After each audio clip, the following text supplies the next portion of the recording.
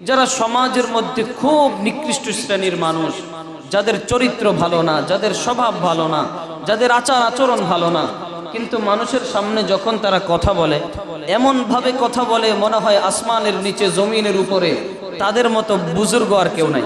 বান্দা যখন গুনাহ করতে থাকে, বান্দার দিলের মধ্যে কালো দাগ পড়তে থাকে। একজন মুমিন বান্দার দিলটা থাকে সম্পূর্ণ সাদা, সাদা একটা ব্ল্যাক বোর্ডের মতো, হোয়াইট বোর্ডের মতো থাকে সাদা। যখনই একজন মুমিন বান্দা একটা গুনাহ করে বসে, তার মধ্যে একটা দাগ পড়ে যায়, আরেকটা গুনাহ করে আরেকটা দাগ পড়ে যায়, আরেকটা গুনাহ করে আরেকটা দাগ পড়ে যায়। এভাবে দাগ পড়তে পড়তে একটা সময় অন্তরটা কালো হয়ে যায়।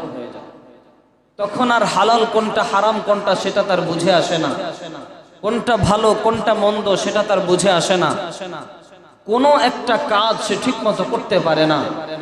অন্যায় কাজ করছে, তার কাছে মনে হবে এটা মনে হয় বাস্তবেই ভালো কাজ। অসৎ কাজ করছে, তার অন্তরের মধ্যে আসবে আমি তো তেমন কোনো খারাপ কাজ করছি না।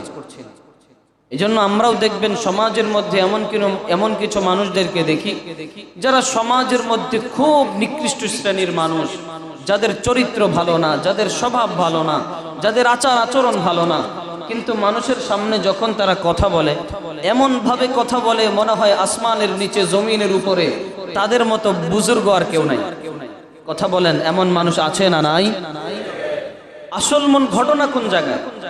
অনেক সময় আমি নিজে চিন্তা করতাম, এই লোকটা নিজেও জানে সে এত বড় অপরাধী, সে নিজেও জানে জাতি তাকে কতটুকু খারাপ চোখে দেখে, তারপরেও নিজেকে এত ভালোভাবে সে কিভাবে উপস্থাপন করে।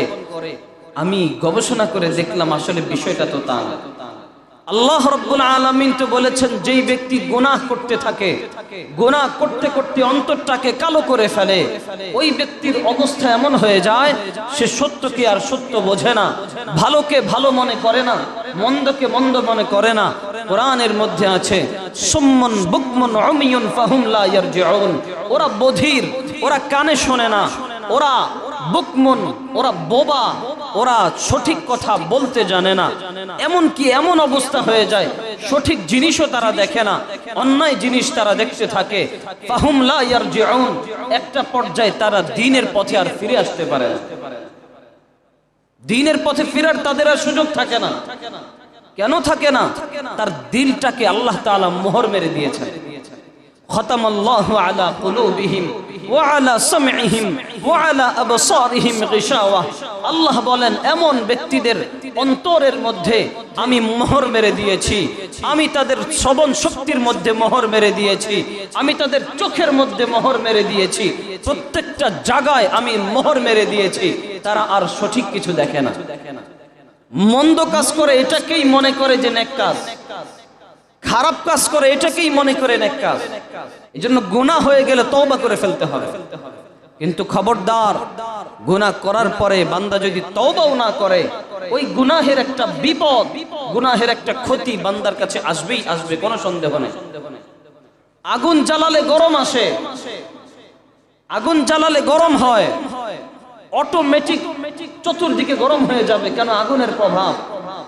সূর্য উঠলে সব গরম হয়ে যাবে। কেন? এটা সূর্যের প্রভাব।